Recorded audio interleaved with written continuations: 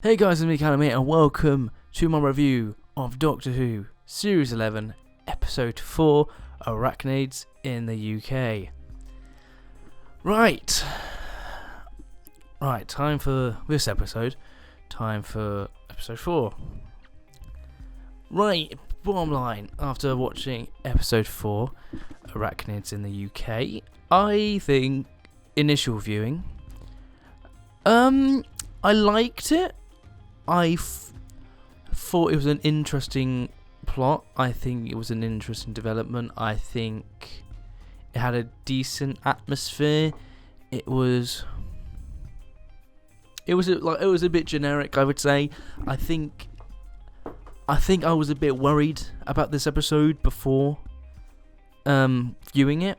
Throughout the week, I've been kind of worried it might be one of those stories that is kind of boring or tedious or something like that. I don't know, but I was pleasantly surprised that it was quite entertaining, that I was intrigued the entire way through, though it being quite a basic and generic plot about spiders. When they returned home, we saw Yasmin's family for the first time, her dad, sister and mum. I think that was an interesting dynamic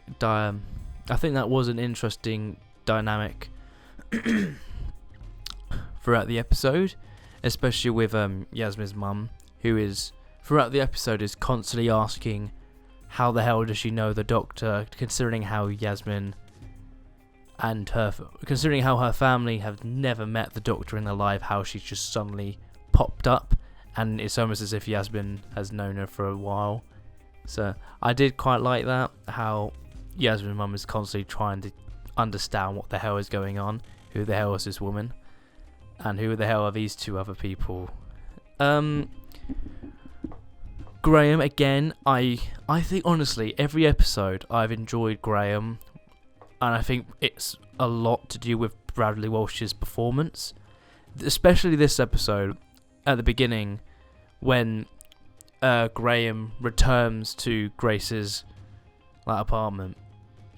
I think it's the way the atmosphere and the mood is sort of set when he enters the apartment, how Graham can see Grace. Obviously it's a figment of his imagination, but I just feel like the way that Bradley Walsh performs in that, and the way he, by not saying anything but just his facial expressions and how you can just see the grief in his eyes, how he's still coping with that. It's a credit to Bradley Walsh's performance as an actor that really makes you feel like the grief that he feels. So hats off to Bradley Walsh again for this episode. Ryan, I actually quite enjoyed in this episode. I said last week how I wasn't a big fan of how Tosin Cole, how he performed last week, though after rewatching Rosa, I now feel like I was a bit harsh, and it was a bit more natural there. His performance this week was quite fun. We had a little bit more development about him and his dad through the letter. We still see the resentment that Ryan has for his dad for not turning up to Grace's funeral, and that's going to be an interesting thing going forward, I think, if we're ever going to actually meet Ryan's dad. And we'll see what kind of how much Ryan resents his dad. But I don't know how soon that will be. It'll probably be the next time we end up in Sheffield, which I don't think is for a while, if at all, this series. Well, we'll find out anyway. I really enjoyed the Doctor in this episode. I think she was fun, but also tried to figure out what was going on, which is obviously every other episode of Doctor Who. Overall, I just think Jodie was good. Didn't really stand out too much, and I don't think she really should have in this kind of episode. Well, I just want to say, at the very beginning of the episode, the time vortex, oh boy, that was bloody gorgeous, that was. You can tell that John Smith is doing a lot of these.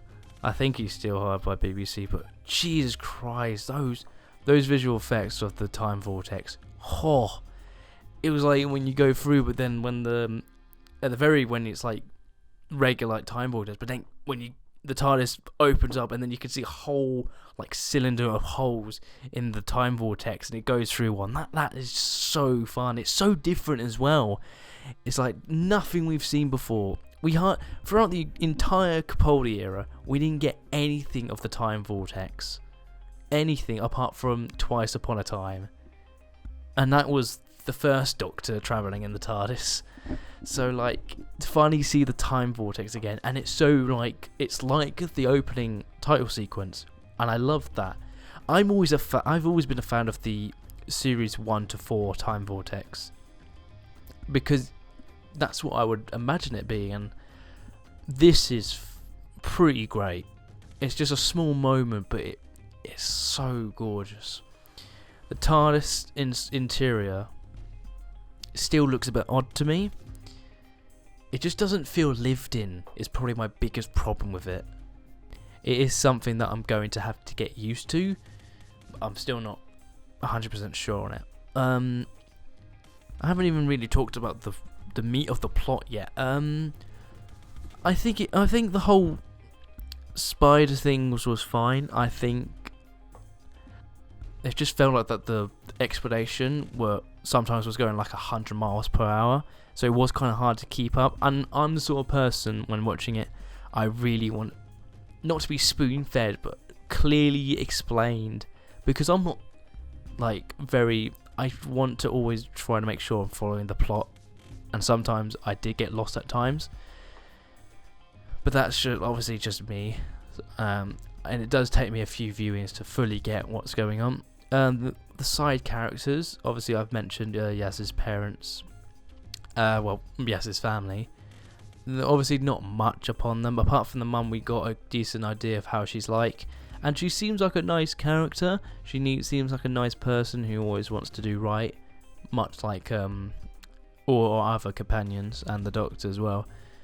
Obviously you had the guy who's going to be running for president in the United States in 2020. He was just a dick, really. There wasn't really much else about him. He was just a dick. He was it was like very much one-dimensional in terms of he just wants to kill the spiders, and he does in the end, which solves the problem. He was just sort of there to be an arsehole, really. That's really all we had to offer, I would say. And the way he just kind of shoots the mother, and that sort of just ends everything, is very underwhelming, I would say. That's what I would say about this plot. The ending is very underwhelming. Really, when you really think about it, the actual plot didn't get going until like 10 minutes in, and ended about like 5 minutes before the end. So we only got about 35 minutes of plot to do with the actual like villain of the story. So that's probably something I'm issue with, maybe. It just feels like it was very small. I don't know. But the ending was very underwhelming for me. The other side character, McIntyre, I just kind of felt she was just there, really just explaining stuff. She didn't really do anything else apart from just explaining what was going on. Yeah, that's really all I have to say about all the other side characters. The soundtrack, though, was very nice. It had a nice atmosphere to it. I think Sega Akinola is doing fantastically well. I haven't really mentioned Sega Akinola, but he's doing really, really well. He did really well last week, I would say. As much as I didn't actually like the episode itself on my initial viewing, I love his soundtrack for every single episode so far. He's a good follow-up to Murray Gold, and I love Murray Gold. I think he was fantastic as the composer, but Sega Akinola is doing extremely well so far. And it's the great thing about it, we're only 4 episodes in. We're not into like any finales or anything, or proper big episodes that grab you. And I can't wait for that kind of stuff. Anything else I want to talk about? Visually, the visual effects of the spiders was a bit hit and miss at times. The mother one, the specific thing, the specific moment I'd say where it didn't look great was the scene where Ryan Graham look at the roof and then you got the mother spider jump down. It did look a bit odd there. Other than that, it was fine. There wasn't any glaring like problems with the visual effects, I would say.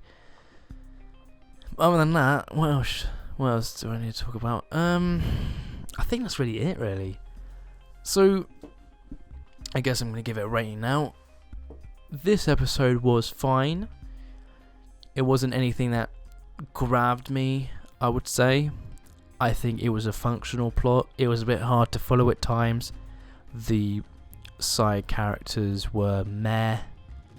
Overall, I think this was just fine, and it was just a fun bit of television, I would say. I don't think the problem I'm having with all these episodes so far is that nothing so far in these 4 episodes has really grabbed me, has really took me by the collar and said, we're going on an adventure, and really wowed me. All the episodes have been good, really good, I would say good to okay so far. So where would this rank in terms of the other 3 episodes that I've watched? I think I probably prefer this to Rosa, but that's kind of just me, because I'm, compared to everybody else who reviewed Rosa, I was definitely one of the only few people who didn't really like it.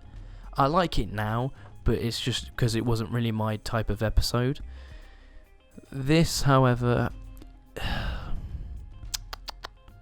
I'm really thinking about a rating for this. I think Arachnids in the UK is going to get a 7 for me. Again, just a fine plot. It was fun at times. It made me laugh a few times. But it was a very simple plot that the ending was very underwhelming. So, yeah. I guess that's really it. Next week's review is going to be a bit later. It's going to be on the Monday after the episode airs, just due to time constraints of things that it's just all to do with my scheduling. So yeah, the next review will be a day later. But yeah, I hope you guys enjoyed my review. Tell me what you liked about the episode. Tell me what you didn't like about the episode. I am, again, like I said last week, all for different opinions on this episode, whether this was loved or hated. I have no idea, and I'm obviously about to find out as I edit this video. Hope you guys enjoyed this review, and I'll see you guys next week. See you then.